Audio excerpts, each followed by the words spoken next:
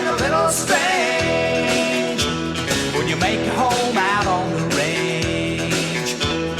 Start your horse and come along, but you can't get it right if you can't hold on. Singing, yippee-ki-yay, yippee-ki-yay. That's right.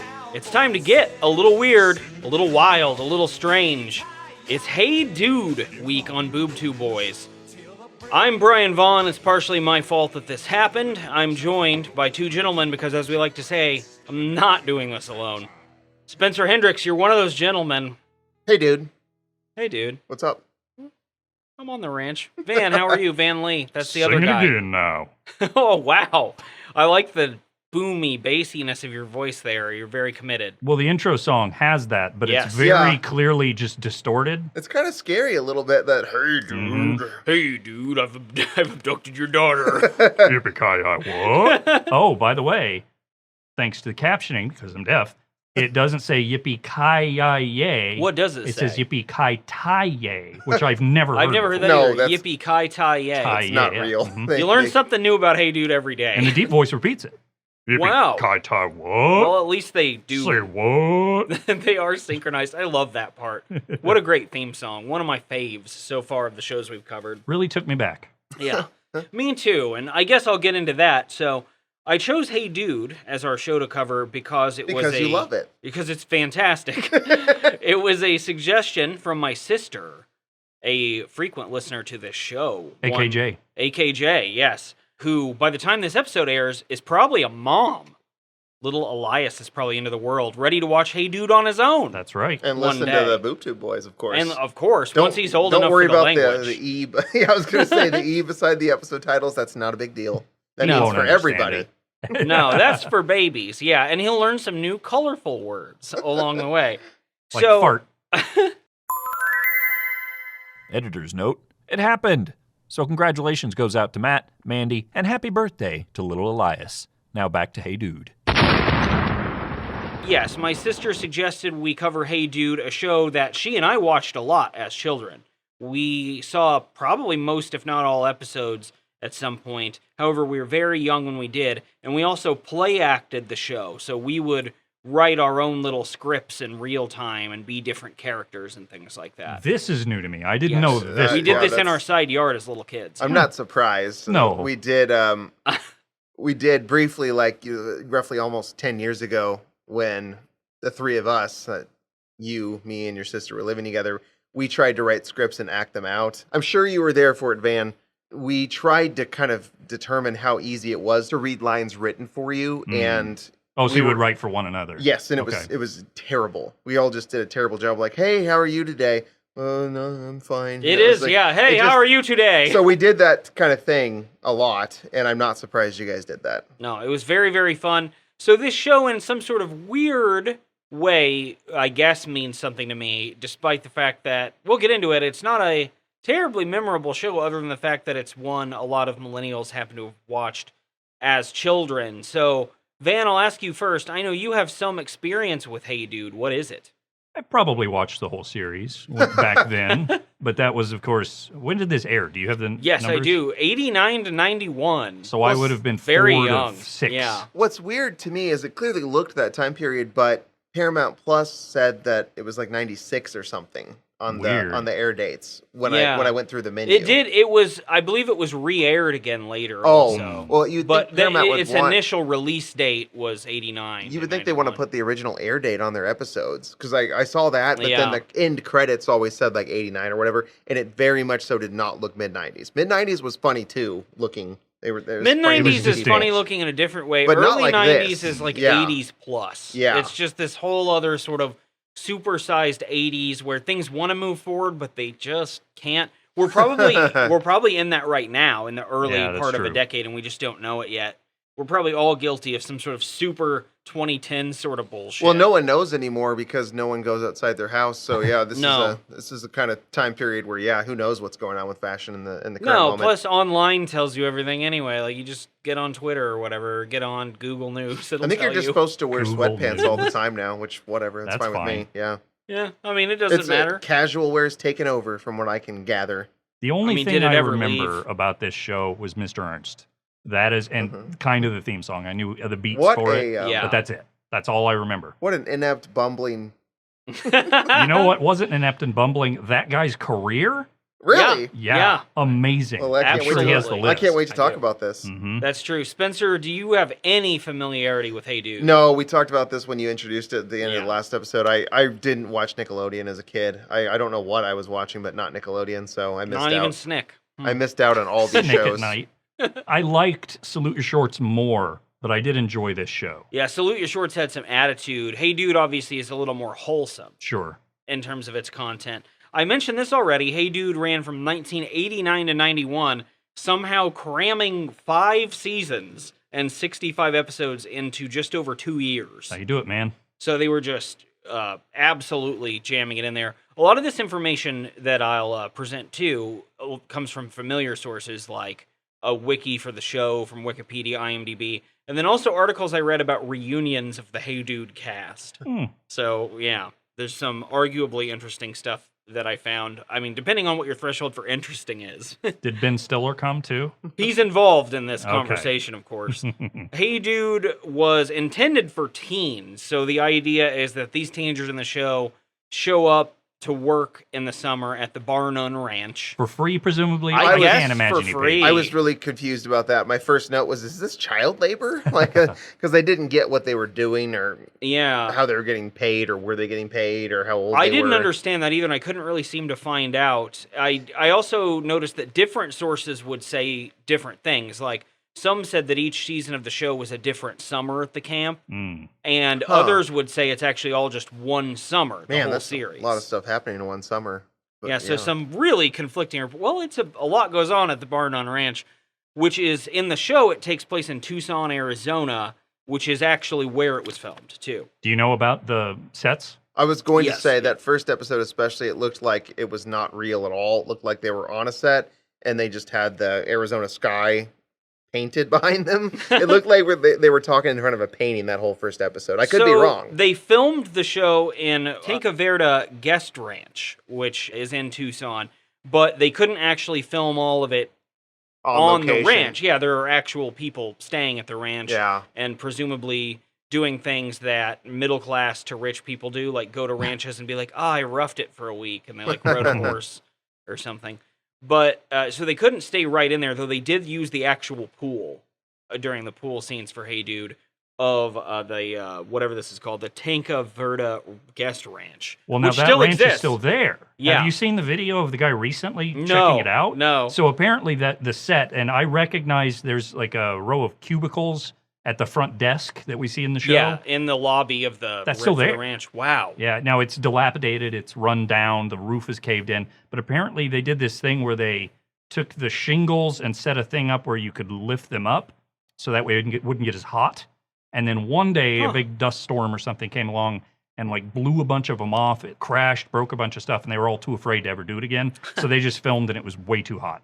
It's Well, I probably mean, a it is bunch of- Arizona. Mhm. I was going to say it's probably a bunch of thimbleweed blowing in the wind or something in the ghost town. It's kind of a terrible place, Arizona. I think it's universally considered the worst state, so that's saying You're something. probably like second to Florida, right? Like I know, I think that. Well, I haven't. It's not like there's any kind of way to actually Yeah. measure it, but a lot of lists I've Texas? seen. Well, I think so. Yeah, I think Texas is awful, and I've actually been there, so I can judge it. I've never been to Arizona, so I don't know a lot about it, but I've heard it's not getting glowing reviews.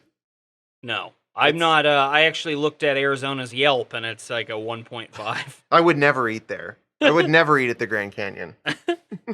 But a lot of we were mentioning the show sets and all that. A lot of it was Yeah. actually built though, like a mile away, or somewhere in that range. So Still in the same area. it's still in the ranch area, but not necessarily on the ranch. A couple other of notes about the show. Christine Taylor, who winds up playing Melody in the show, one of the regulars, auditioned for another role in the cast. Mr. which was Ernst. Mr. Ernst. No, it was Danny Lightfoot, actually. No, she auditioned for the Brad role, but they're like, oh, you're too nice. We want you to be in the... You're kind of a bitch. we need you to be in the Melody role. The actors who played Ted and Danny... Ugh. These two guys, David Lasher and Joe Torres. You're being really generous with the word actor when at least talking to Danny. Danny, at least. Danny is maybe the very worst actor I've ever seen, and that's saying It's bad. something. I've seen a lot of bad He people. This has always been it, He too. is very stilted and rough in his line delivery and full of denim in his physical delivery. But they were nominated in 1991 for some of those fake-sounding kid awards that I mentioned way back in the California Dreams episodes that are called like the, hey, good job, the Guggenheim thing. you're getting older, or something like that. Yeah, I was Guggenheim starts their own award show also. The Guggenheim Red Carpet. I would go. So they apparently were nominated to some sort of awards at the end of the series run. Another interesting fact, and I actually looked this up because I was curious, the actresses that played Brad and then Lucy, The older blonde woman. who is the blonde woman who works at the ranch alongside Mr. Ernst as like the foreman of the ranch or whatever. Right. They were the only two cast members who could actually ride a horse.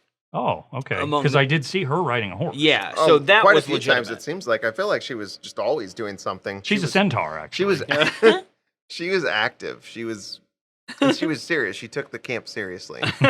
She's the goth of this situation, Brian.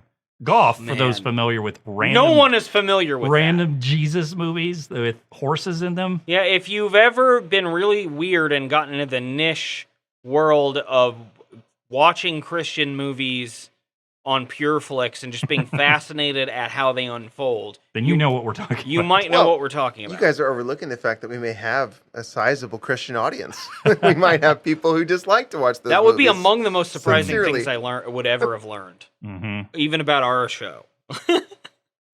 They also, when searching Hey Dude, it's notable that I found the top result, or one of them, is that there's a shoe company called Hey Dude that was founded in 2008, completely unrelated, which sucks. Oh, 'cause that's too bad. I was hoping for like airbrushed Mr. Ernst sneakers, I'd I wear would, them. Yeah, I would something have to like get that. I think that'd be pretty cool. And Van already mentioned that some of the cast members would go on to future success in other ways. Two of them. right? Yeah, just really the two. One of them is David Brisbane, who played Mr. Ernst, and he's been on plenty of shows. Justified, Desperate Housewives. He had small roles in Aaron Brockovich and Fear and Loathing in Las Vegas. Wow. He appears to be kind of out of the limelight if he was ever in it now. I think he does a lot of production work and Yeah. stuff like that. But as behind an the scenes. actor, the last 5 years, he doesn't have any credits. And then I had to look this up. He was between the ages of 37 and 39 when this show aired. So right in our age group, which Didn't really look like it. no, he it was- looked worn by that point. Yeah. yeah, he looked I worn, would have thought like 45 or something. worn and very frantic. The other cast member who went on to do a considerable amount is, of course, Christine Taylor, who played Melody. She is Ben Stiller's wife. Some people may be aware of, but of course she is an actress in her own right. She was in Zoolander, Dodgeball, The Wedding Singer, The Craft. She's currently a regular on the TV show Search Party, which I have never seen Or heard of. or know anything about, but it's apparently a successful show. Now, It's Katie, run several years. my girlfriend Katie told me, if this is the first episode you've tuned into, that apparently she said something about perhaps Ben Stiller and her were getting a divorce. So she looked into it. It's kind of murky. We don't know. Katie and Ben Stiller were getting a divorce? Yes, of course. Did you know that Katie was married to Ben Stiller? I did as of today. We fought about it. How does that make you feel? Not great. Well, more of the story of the whole looking up whether they separated. Apparently, because Ben Stiller is well known as being too much for a lot of people to handle Yeah. on set, they had to bring her on, Christine Taylor, Yes. to work in that whatever movie or show it is, because Ben Stiller wouldn't allow the writers, director, anyone to talk to him. They had to go to her. She had to go to him. Wow. He's You such don't a talk to diva. Walter Mitty while we're filming. There you go. I found that interesting. But I like her. I always have liked No, her. she has a very likable screen presence. to Sally her. Sitwell. She plays Sally Sitwell on Arrested Development also. I can't believe that I did not think of that. I didn't realize that at all. But yeah, she most definitely does. And You know, Ed Begley Jr.'s daughter.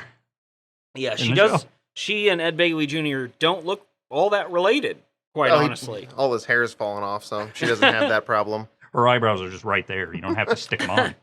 The rest of the cast, though, yeah, they really did not stick with acting after this point. Probably a good idea. Kelly Brown, who plays Brad, she wound up having a family. Joe Torres, as we mentioned, He didn't do anything after. I put in my notes, perhaps out of shame, for his performance in the show. I will say that David Lasher, who played Ted, he did become a series regular on a few things. Blossom and the Blossom Clueless again. TV show. Blossom comes up among on them. awful Sabrina lot. the Teenage Witch also. And 90210 he appeared in. So that's kind of a rundown of, the general gist of Hey Dude. And one more thing before we talk about this episode of the show, which is Season 2, Episode 1, Loose Lips. I'll just set up kind of what this show is. So kids come to work at a ranch. The guy who heads up the ranch is Benjamin Ernst. He's divorced, and he quit his job as a high-powered New York City attorney. Or, I'm sorry, accountant. I was going to say attorney. That'd be really great. Like, I think he would be terrible. His attitude with that. He would crumble immediately, and maybe cry. I'm not sure. Maybe grab a bullhorn. But accountant, I see. Yes. Because he's kind of sniveling. Because and accountants are goofy. weak. So, Weak cowards. Everyone knows how much of a what coward about Ben accountants are. Affleck in that one movie where he has autism yeah. and also just kills everyone and is an accountant? I think it's called The Batman Accountant. versus Superman. Good Will Hunting. Chasing Amy. Switching lanes. Yeah, with Whatever Samuel it L. was Jackson. called. Yeah. Changing Lanes. Changing lanes, okay. Yeah. So I've that's seen kind all the of those, gist. by the way. I've seen every Ben Affleck movie, apparently. I feel a little ashamed right now. You're an Aff fan. That almost worked. It didn't Mystery quite. Man. Yeah, he was definitely in I haven't that. seen that. Dogma, probably? Yeah.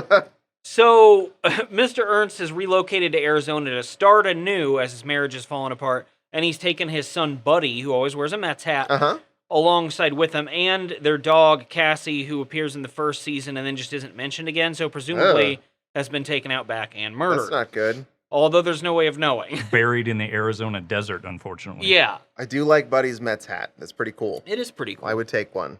So that's kind of the setup for the show. In this episode that we watch, we start outdoors as we spend plenty of our time in the desert setting of Hey Dude. On the set, on the desert setting set. The setting set, yes. Ted and Melody are having a little conversation outside the Bar None Ranch where they work, sleep, have fun, make friends. It's their whole life, basically. Learn about life. And they hear a bullhorn saying their names overhead, and they just assume that it's God. Ted and Melody! Hey, over here. Mr. Ernst, it's you. Of course it's me! What do you think of my latest piece of equipment here?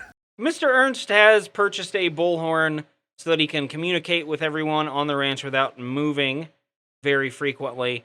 And right after this, the alarm on it gets stuck and blares forever, and he tries to just talk louder. Too much. This And really was This was unbearably grating. very grating. I was almost like, I have to mute this for a minute until this just stops because it just kept going. Yes, and that's why I wanted to, right up top, include an audio clip of Mr. Ernst doing something to give you guys an idea of his personality, which is just grating and too much all the time. He's always jumping up and down and moving around and has some sort of scheme. And it made me kind of grateful that he actually is not the main character of this show. He just kind of pops in and out to be a zany character. You know what, though? He's trying. He Sure, likes yeah. his new toy. His enthusiasm is always there. And the Because- divorce has taken a toll on him. And I would imagine one day when Of we get the course. Hey Dude prequel, Hey Sir, before he changed to being a ranch owner. with or Ryan worker, Gosling as young as Mr. young Ernst. Benjamin Ernst. And of course, we've all tried to cope with divorces by buying a bullhorn. So we Yeah. can understand that. Absolutely, and converting to Western wear. And also that entire thing where it started malfunctioning and being really loud and not stopping, it actually reminded me, I agree, it was very grating. It reminded me of things that I've dealt with like that. Like, for instance, when my fire alarms, like my smoke alarms Smoke go alarms, off mhm. in the middle of the night Oh, and I'm it's like, awful. I'm completely asleep. My house, I can just take them out of the ceiling. They still scream, but they're like remote. You know, I know some places have it where it's like hooked in there, so you can't actually remove it. There's like a wire connecting it, but mine I can just take down. So I remember a specific moment several years ago where I pulled it out of the ceiling when it was doing this, and I could not get it to shut up, so I just punched it until I broke it. And then I just put it back up in the ceiling casually. It's still there, but it's broken. It doesn't work. If I get a fire, I'm going to die. But I was so angry at it, and that's what I wanted him to do with the bullhorn. Beat it to death. Yes, when it was Choke it just out. when it was talking, when the bullhorn was talking to them, when it was making those obnoxious noises, I just wanted to be like, beat it in the ground, just crush that thing. It was so frustrating. I really wanted to beat the whole scene into the ground. It was awful. Yeah, it was really frustrating to see that happen. I just wanted to like, you got to break that bullhorn right now. Well, to your point, one of the problems with being tall is that I can reach most of those. Here's the thing. If it goes off, I immediately can't handle it. So instead of being able to have to go get a chair or do something where I can cool down, I just rip it immediately out of the ceiling. And in fact, the one in there, we had to call the rental company to come fix it because it was going off at night. There's always one button on the things. It doesn't do shit. Yeah. That's why I was trying to press It's my so button on stupid. mine. And so that's why I just punched it. So I did. I grabbed it, yanked it out, ripped the cords out of the ceiling, See, I slammed don't it on the have the ground, went back to cords. bed. Yeah, I don't have the cords. I am going to confess to you both right now that I have, and this isn't that long ago, this was about 2 years ago, probably exactly, I have also ripped a smoke alarm out of the ceiling by its cord, out of sheer frustration. I would have too. I just don't have the cords. I would have done the same thing because, I tried. I pulled it out of the ceiling. I looked at it. I tried to hit the button. It didn't work, so I punched it. We're just a bunch of King Kongs just manhandling I'm trying to sleep. smoke alarms. I'm trying to sleep. There is no fire. No, if there's there no was a smoke. fire, I would know. Plus, like, whatever, let the flames lick at my feet a little bit first. If I nice can and cozy. sleep during feet it, might that's be cold. fine. Yeah. Well, at least the alarm stops here because we're treated to the opening credits, which is like the best part of Hey Dude. Because we get to hear that awesome theme song. We get to see everyone in the cast inside of a giant horseshoe. I mean, there's really just a lot to like in terms of this. Watch out for that prickly cacti. That's part of what there is to like. When we come back, we're on a porch outside. Oh, wait. Hold on. The one thing I wanted to mention about the theme song is there's a line I really like, which is start your horses, Yeah, you which gotta. is pretty great. Is that when you like kick them on the side, you put which the key seems really in, mean? you turn the put key. Well, a lot of Yeah. them are ignitionless now. You just push a Oh, button on the horse. That's true. That's cool. Do you have a fob so you can get in from outside? Yeah, and then of Okay. course your horse has Bluetooth. They've made incredible advancements with horses lately. Blue It's hoof. something else. I wish I'd said blue hoof the first time. Wow. But, you know, we can't bat 1,000 or whatever. Hey, save that for the Yeah, next episode. you're Yeah, getting ahead that's of true. yourself I'm getting here. ahead of myself with baseball puns. I do need to say I can't wait, though. So we're outside the porch of the main lobby of the Barnum Ranch, and we see Melody and Brad, the two main women in our cast. And yes, If- one of them is named Brad. they explain was that, so or they just like confused it's about Brad? that. They do early on. Basically, they don't really explain it. I mean, her Well, parents yeah. gave her the name Sure. Bradley, but she gets. Wait, I know. they give her Bradley? Yeah, full ass Bradley. But early on in the show, she gets made fun of her a little bit, like, "Oh, you're a girl named Brad," and then they learn she can ride. She can ride a horse. Oh, She She can. can that ride or proves die. She's tough. Now she is rich and from Michigan though, so she has to live that down a little bit too. Is she the one that leaves the show at some point in the No, run? actually, Ted does. Oh, it's Ted. Ted See, at I one remember point. that. I said that Yeah, the the last actor episode. wanted to go be in another sitcom, and so they wrote him off the show as going to summer school. But then it turns out that show got canceled like immediately, so he just comes back. Oh, because I remember it being like a big deal. Like they were all mopey and sad. Yeah, that they he were was sad gone. that he was gonna be rode gone. off into the sunset or Yeah. something. And Ted, as we'll find out, is just a total little prick anyway. Oh, he's the so- worst. Yeah, he's very, very annoying. Second worst. Sorry. So Melody is our blonde woman in the cast. Brad, our brunette woman.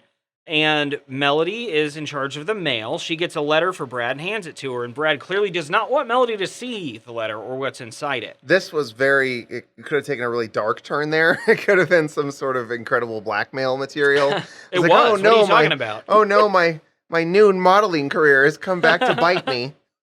That would have made a lot more sense with the way the information is handled. I'll say that right now. Brad tries to distract Melody from the letter by calling out to a supposedly pantsless Ted, because I guess Melody has a thing for Ted. Melody looks away and Brad hides the letter real quick.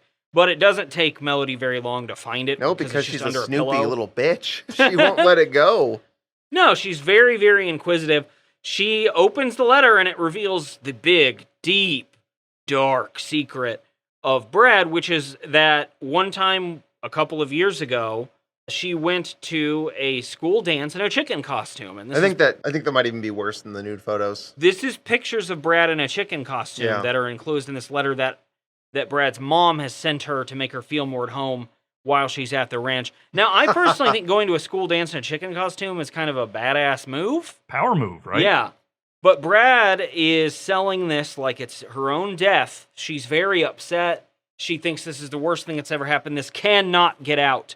Melody cannot tell a soul about this chicken costume. And for some reason, I enjoyed that Melody compliments the chicken costume. She's like, it's a nice chicken costume. Well, what would you expect if I said, well, in high school I had to wear a chicken costume or whatever? You would think I had a terrible chicken costume. But if it's nicely made, it's like a $200 costume, I'd be impressed. Yeah, if it's a nice costume, it's like, well, never mind. I didn't know you were wearing Armani chicken costumes to your school dances. So we move the stables, and at this point, Melody, Ted, and Brad are all supposed to be working in the stables. Brad's running late as usual. And that leaves Melody and Ted to be talking without Brad present. And Melody can't keep her mouth shut. She sort of reveals that Brad might be late because she's going through something. Because everybody goes through something when they discover chicken photos have been delivered of themselves. We've all been there. To the ranch that they're working at. That does not stop Ted. Melody kind of trying to misdirect after letting loose that something's going on with Brad. He prods and prods and prods until he like tickle lifts Melody up into the air, and she spills the beans about this chicken costume. Yeah, I had a note there. First of all, I wonder why everybody is unwilling to let anything go at this ranch. No one will. We have, if you know a secret, I've got to just bludgeon you over the head until you tell me, and I won't leave you alone. And also, the fact that he did, in fact, tickle her to get her to finally reveal the secret, I put, so the best way to get a girl to tell all is to grab her. And force it out of her. That's the hey dude message at this point. I mean, just you show off your masculine strength. Lift her in the air and the beans will spill out naturally. She can't help herself. No. Ted loves this. He thinks it's the best fucking secret he's ever heard, that Brad wore a chicken costume, since she's usually so tough. I guess, is the implication She has there. an attitude problem for sure. Melody tells Ted, you cannot tell Brad. Brad shows up, kind of harried, running late. Sorry, guys. She's upset that she was a little bit late. And Ted wastes zero time at all. He doesn't even try to hide the fact that he has the chicken costume information. He just unloads, and here we go. Oh, Brad, I got a yoke for you, Brad. Okay, why did the chicken cross the road?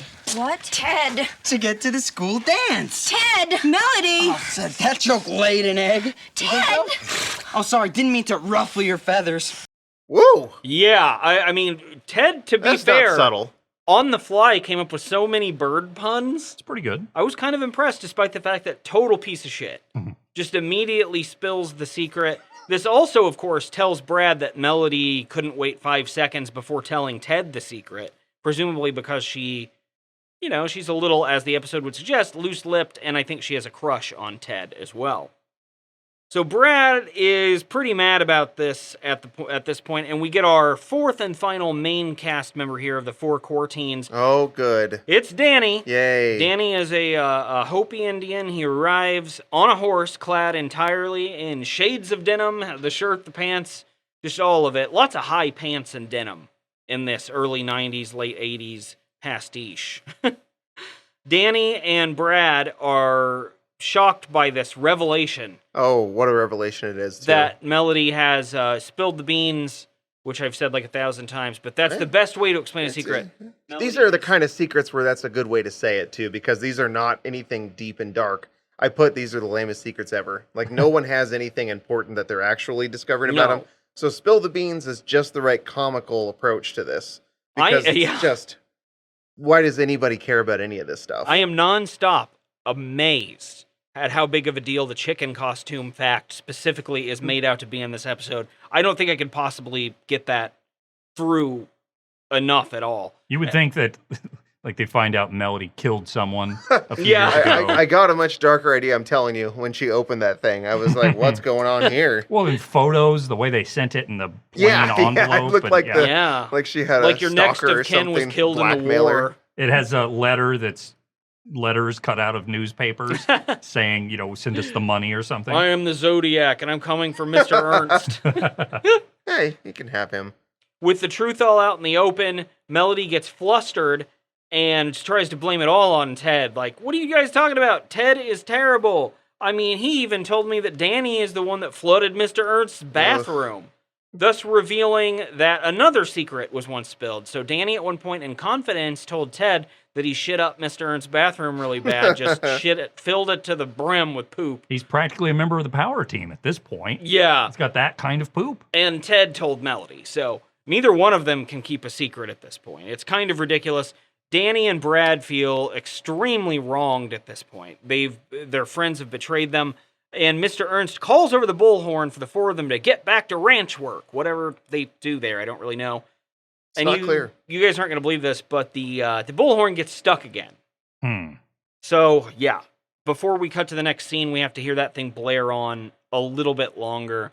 And then we get some back and forth scenes of the boys talking and the girls talking. This reminded me a lot of the King of Queens episode that you hosted last time, where they were grilling out and the men are grilling and the women are talking about gynecologists. Yeah, that reminded me of this. Men grill, women chill. Exactly. So in this case, and I can't disagree with what you just said at all. In this case, boys throw hay, girls throw blankets. Exactly. As they're fighting with their respective friends here. Yes, and Spencer described it perfectly. Danny can't get over that his shit secret is out, and we're told actually 27 times chucks hay straight in Ted's face. And we see a similar scene playing out in the girls' bunk room where Brad is just throwing blankets at Melody as she tries to apologize, eventually just putting a pillowcase over her head and smothering her to death. Yeah, that's where the episode ends. It's super gross.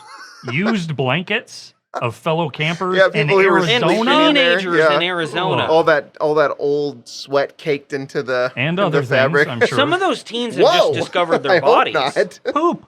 That's how I was going poop right. Well, Danny, he shits everywhere. And I know some of these teens have just discovered their bodies, maybe accidentally. That's kind of what I thought he was going. I thought Van was implying that he just meant they're pooping in their sheets. Could be HBO free preview weekend at Bar None. Hey Dude After Dark. Yeah. Oh man. Did you guys know? You ever heard of that Red Shoe Diary show? Yeah. Oh, did you know David Duchovny was in that? No, I didn't. He was like the star. What did he do? Like hardcore in that or something? I think it was all softcore. Well, okay, so he would softcore. He was a writer or something, or a radio guy. So they would send him stories. So it was then they would show the stories of just boobs, is all it would be. Yeah, but, I heard a story when I was in the subway today about a woman who had sex with a man. That's pretty much it. Because it was also the 90s when that happened. Yeah. So, but David Duchovny. I don't know how I didn't know that. That feels like a fact I definitely would know. On Tubi. Sorry. That reminds... Tubi again. I had to get it out. That reminds me of that weird thing that was supposed to be a huge deal, the taxi cab confessions around that time period, where you get these people who are jumping in cabs and telling their whole sordid life stories. And some of it was supposed to be just really... like, this is groundbreaking confessional material for TV. I think it was HBO that did that. So yeah, that's like the early days of we're gonna shock you with our content. You've never seen anything like this. It's not TV. It's HBO. I grew up thinking that was real. I was confused about HBO's place. I think it was all scripted. I was really confused about HBO's place in TV and what all they were airing since we didn't have it. I don't think they knew right away anyway. I feel like HBO's been a work in progress all these years. And they've put out just as much good stuff as anybody. They figured it out now, yeah. Yeah, over their time. Home box office. They didn't put out Hey Dude, however, which is probably to their credit. Available on Paramount Plus. Yeah, Paramount Plus is where you can view these episodes, should you choose to do that. You should. Along with Guts.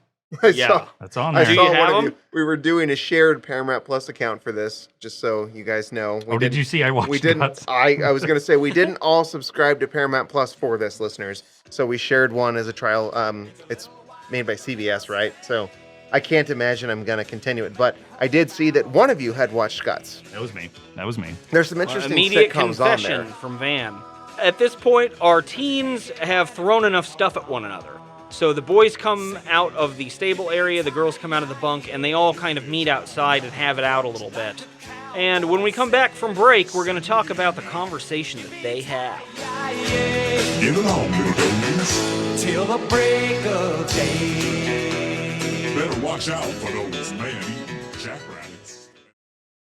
We see our 4 teen main characters. That's Brad, that's Danny, that's Melody, that's Ted, outside having a go at it a little bit. And they all decide, look, we like being friends. We don't want to fight. Let's all just agree, let's put this behind us. As long as the two of you that have loose lips, Ted and Melody, agree to cut this out. No more telling each other secrets. Loose lips sink ranches. Yeah. Oh man, I was just getting ready to say, did you guys ever hear that they sink ships? Loose lips make So Danny they should be shit. fine. And Yeah, it's just they're a not on a ranch. ship. Yeah. Yeah. Well, Mr. Ernst does have that submarine in back, but you know. Well, he used to be in the Navy also. I wish Mr. Ernst's backstory just kept getting more elaborate. I've killed before. With a big stupid hat on the whole time. Yeah, that'd be amazing. So the friends disband, and it looks like we've got a resolution here. Everybody's just fine now, right? And I Danny, didn't buy it for a second.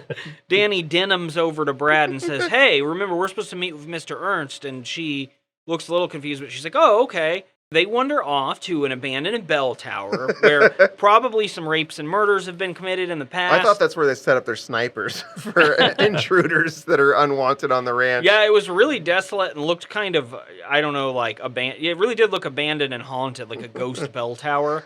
Oh, do you want to go talk in the bell tower? Like it's just a casual A common thing. thing. Well, I guess if you're a ranch kid, which all of these people somehow are. It's like those Harry Potter movies where they just go to an aqueduct occasionally. Just Yeah, to chat. like people do. Bell tower, aqueduct, boat deck. So Brad and Danny do meet there, and Danny explains, hey, this was actually a little bit of a diversion.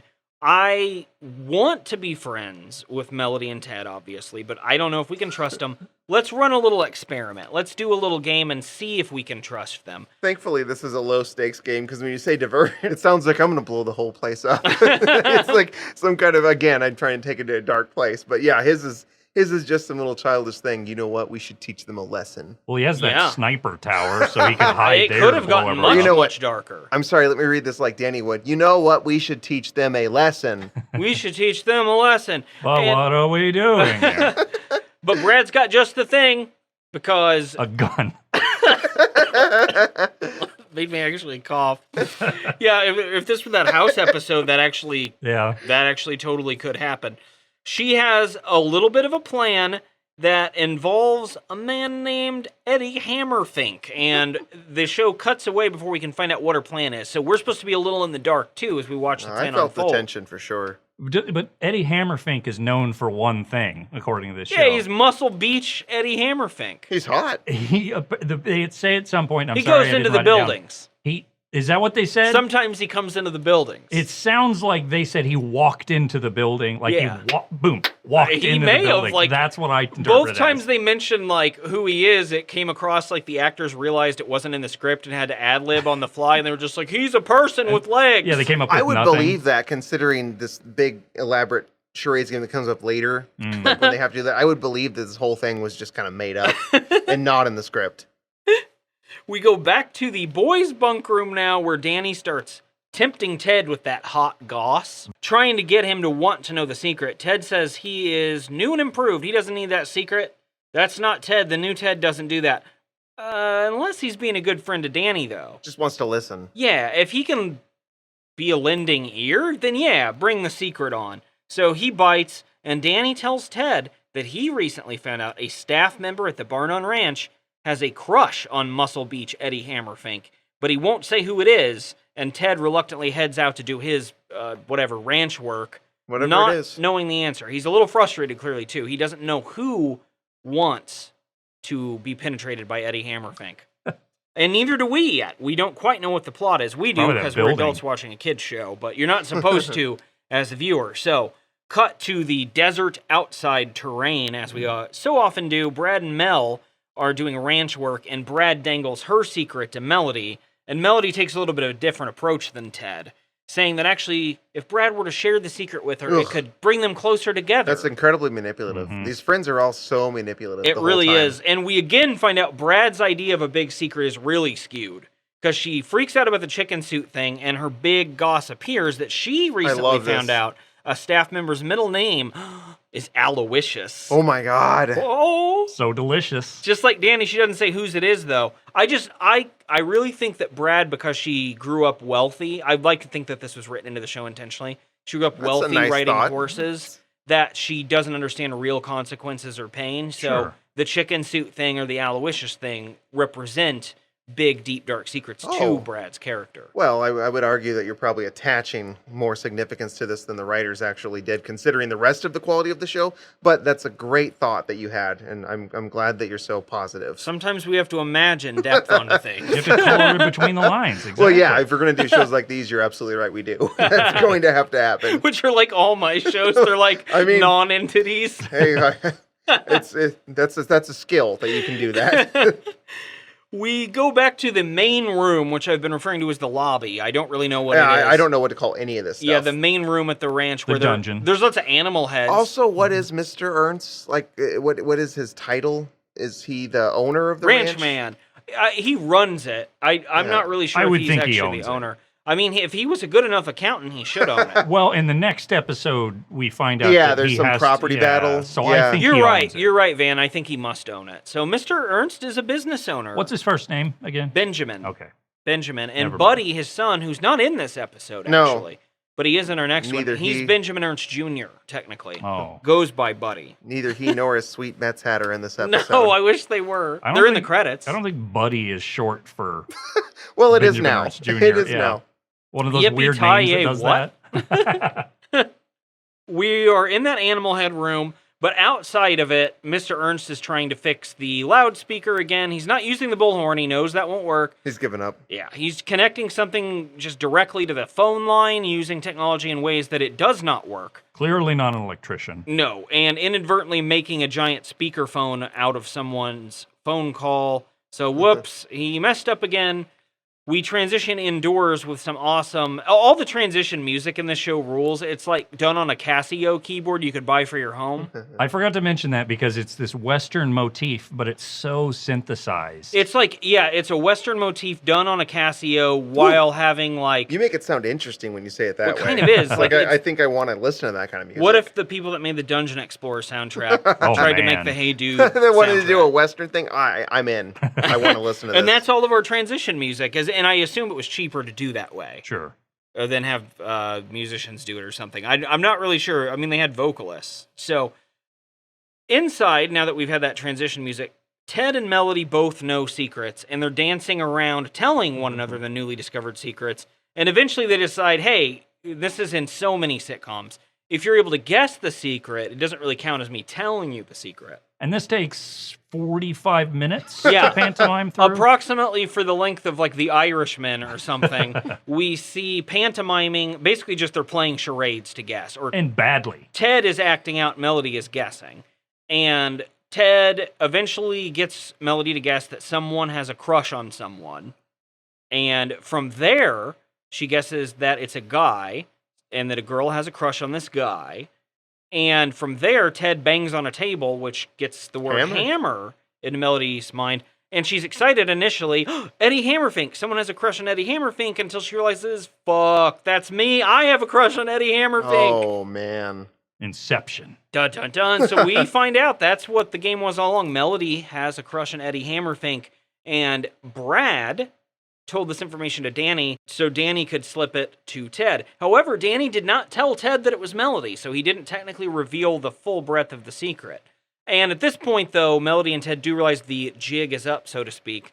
Ted just says, hey, okay, what's your secret? I've got a bad feeling it's about me, and it is. It's the Aloysius news, which he takes very hard. He has to sit down in order to handle that people might know his middle name is Aloysius. So they figured out that they've been tricked at this point. Both of their secrets were revealed that they also told in confidence. Though, again, to be fair, Brad and Danny did not explicitly say the names. So the only way the secrets could have been known between Ted and Melody is if they were, once again, loose-lipped. Right. You're doing something that, it might not be received well, but they'll never have to know if they don't fuck up.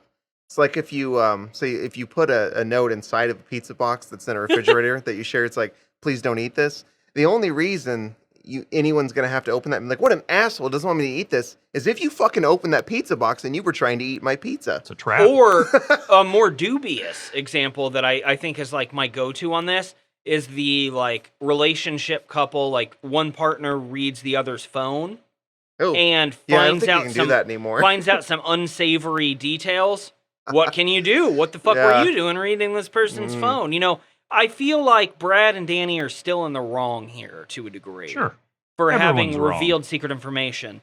And that is how Ted and Melody obviously feel too. They storm outside to find Danny and Brad just chilling by one of the many, like, trees that's just kind of around. And they're really mad. Hey, you told our secrets too. But they realize at this point, they're kind of all even. Each one knows a secret about the other. Each of our 4 cast members knows the real truth. They have a true blood pact. And I wish they would have actually slit each other's hands and smothered the blood all over one another in a semblance bond. But that didn't happen here. Huh. Yeah. They all pledge, hey, no more secrets from one another. Ted's still kind of muttering at this point that he's surprised that he and Melody were able to be tricked, which I'm not, quite frankly. He was most upset about that. You outsmarted us. Somehow, against all odds. Of course we outsmarted you. Our cast has basically reunited in full. We cut to a scene of people doing what I have in my notes as lasso lessons. I don't really know. Melody has a lasso. They're all kind of standing around like a corral. And she's just barely wiggling it a little. Yeah, and that's kind of my thing about Hey Dude, is no one's ever doing anything. No. And it makes sense that only 2 people on the show, on the cast, could actually ride a horse, because they're all kind of standing around Western props, but not living the life. And it also makes sense why Mr. Ernst is so determined. We need a communication system here because no one's ever doing anything. I own this property, as we've established. Mr. Ernst owns it all. And these people are just all sharing secrets and betraying each other, double-crossing, and no one's getting any work done. So, of course, Mr. Ernst is like, we need a bullhorn. We need some... This is later. Walkie-talkies. We need how can I keep you guys accountable, you little shits? Is essentially what it seems like he's trying to do there. Because they're not doing anything. The best way to fix my staff not doing anything at all is to also not do anything at all. Because Mr. Ernst is essentially just a buzzing bee going around doing things that don't necessarily matter. He's bumbling and inept.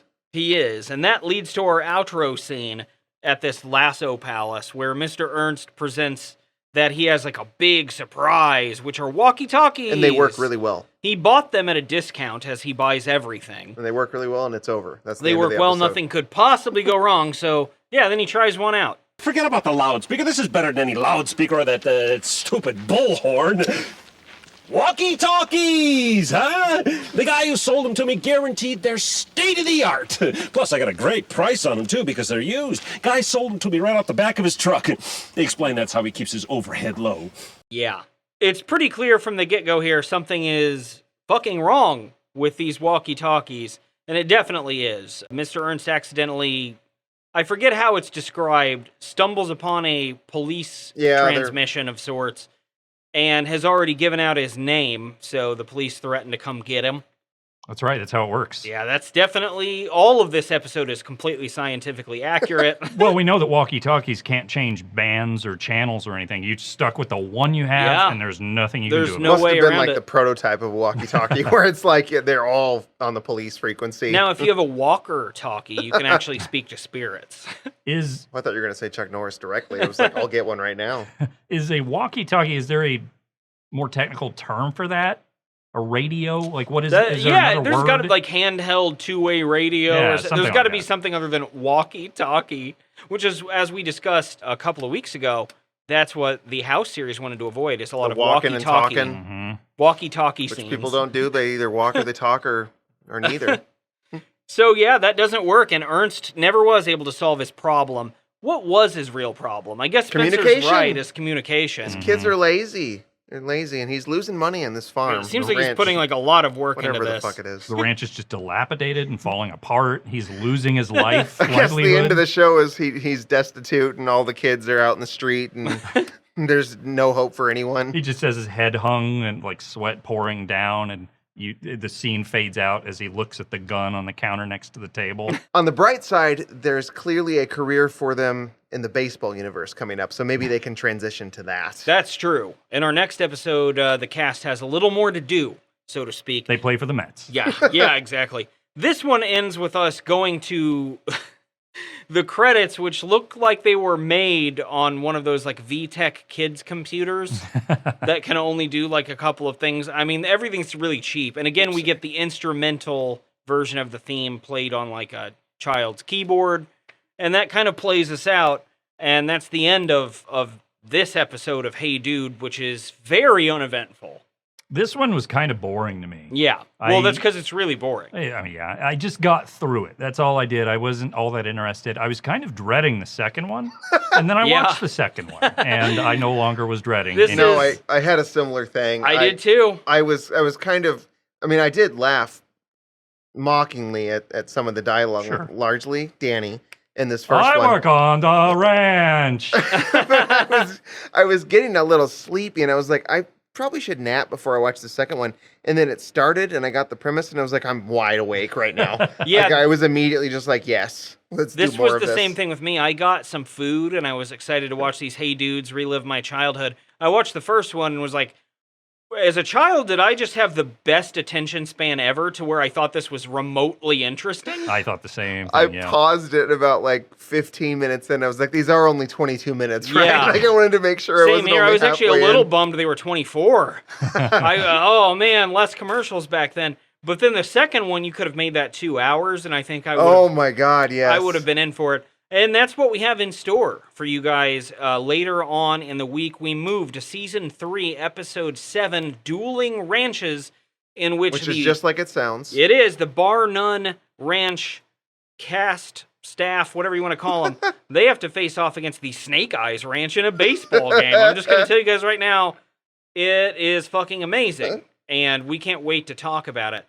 For now, though, we'll promote ourselves a little bit. I'm not comfortable doing that. I am. The podcast has a website. It's boobtubeboys.com. Oh, that's a good site. The podcast has an Instagram. You can find us also Boob Tube Boys. Boob Tube Boys. The podcast has a Twitter. That's at Boob Tube Boys. And we all individually have Twitters. I am at Loud Guitar Brian. Van, what are you? At Manly Van Lee. And I'm at the number 3 French_hen. Yes, you can find us anywhere. If you like what we do, please go to patreon.com/Bootu Inc. and support us if you would. For as little as a couple bucks a month, you seriously get a bonus episode every week where we do random stuff. This week, I quizzed these two fellas about the state that they have lived in for most of their lives. Spoiler alert, we didn't know anything. Not a bit. No. It's like we have no local pride. It's like you guys are good people. It's like that's a construct that really shouldn't exist anymore now that we're no longer tribes wandering the continent. It's like naming a state reptile is a level of pride necessary by no man. It's a buzzard. That's a state reptile. Oh, man. I really, really, really, really wish that it was. I think a buzzard's an amphibian. Oh, okay. No, they very, very well could be. So yeah, Hey Dude, this episode uneventful. The next one is not. Do either of you have any parting words before we head out and take a little bit of a step away from the ranch? I just think that we should rename Mr. Ernst to Greg Ernst, so this could be our third straight show with a Greg involved, because we have Greg House, we have Greg the cool mullet dad, and then now we have Mr. Ernst. That's true. I forgot that Greg the mullet dad in Steven Universe was a Greg. Mm-hmm. Yeah, those are could not be more different personalities between those two Gregs right there. No, not at all. Man, I do wish that there was a Greg and Hey Dude. Just imagine the swap out possibilities for those two. Imagine we're going to get there next episode. I know, but just imagine House and Steven Universe in any role. Steven would annoy the shit out of House. Oh, he would hate them. Yeah, he would not like any of the gems either, I'm pretty sure. It could very well end in murder. So next episode, catch us for some more Hey Dude talk, and it's very eventful. We'll also reveal the next show we're going to cover and play a little bit of swap out. But until then, we have been Mark Maron. When you make your home out on the range, start your horse and come along. But you can't get it right if you can't hold on. Singing, yippee-ti-yi-yi, Yippee-ti-yi, what? like the cowboys say. Sing it again now. Yippee-ti-yi-yi, Get along, little dogies. till the break of day. Better watch out for those man-eating jackrabbits and that killer cacti. Hey, dude.